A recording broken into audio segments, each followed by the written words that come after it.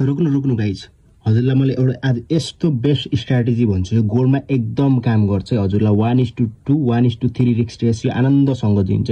हजुरलाई यो स्ट्राटेजी नेपालमा कसैले पनि भन्ने छैन। सो राम्रोसँग ध्यानसँग हेर्नु है। फर्स्टमा हजुरले के गर्नु भन्दाखेरि बेस्ट भनेको इन्डिकेटरमा जानु। सुरुमा इन्डिकेटरमा जानु एन्ड यहाँ गएर सर्च हान्नु ट्रु डे ओपन है। ट्रु डे ओपनको यो के हो, विशाल KKR 73 छ नि, त्यो ठ्याक्क टच गर्नु, त्यो ओपन गर्नु है। यस्तो तरिकाले आउँछ।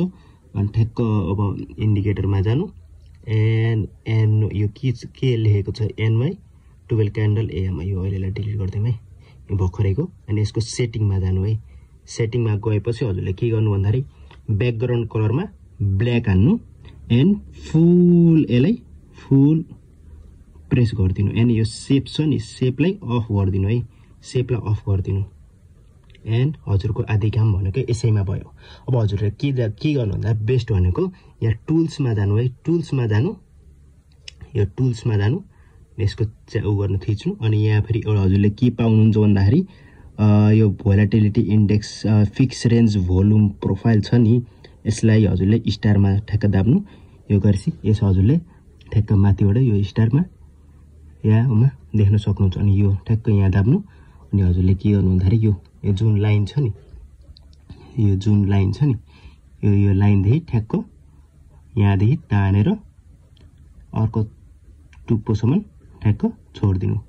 अब के भन्दाखेरि यसले के गर्छ भन्दाखेरि मान्छेको यो मान्छे बायर्स छन्, सेयर्स कहाँ धेरै एक्टिभ छन् त्यो देखाइदिन्छ है।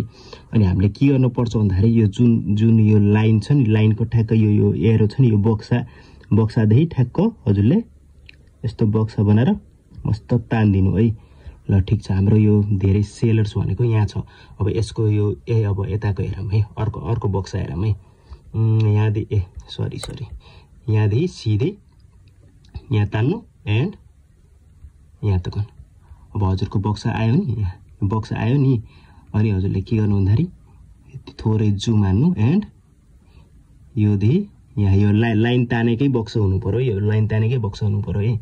अनि यहाँदेखि अब हेर्नु मार्केट कहाँ आयो टच गरौँ, यहीँ बक्सामा टच गरौँ एन्ड इट्स फ्लाइङ है। अनि नेक्स्ट हेरौँ है। म 1 हप्ताको हजुरलाई गरिदिन्छु, एनालाइसिस गरिदिन्छु, हेर्नु है।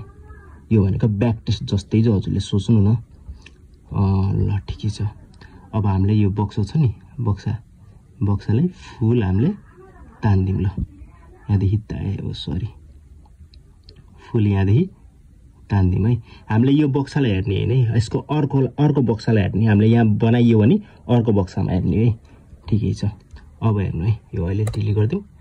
मार्केट आयो, यहाँ त तल क्लोज हुन पाएन, एन्ड हामीले इजिली 1:4 1:5 इजिली पाइयो है। अब यसको पछाडिको हेरौँ है।